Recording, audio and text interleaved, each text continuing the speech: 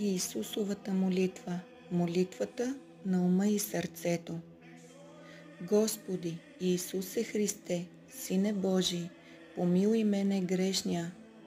Иисусовата молитва е толкова мощна, поради това, че е кратка и лесна за наизустяване. Тя е позната и като умна молитва, поради това, че можем да си я преповтаряме многократно на ум. В православната традиция тя заема особено място, като път към вътрешно очистване, смирение и съединение с Бога. В нея се съдържа цялото Евангелие в обобщен вид.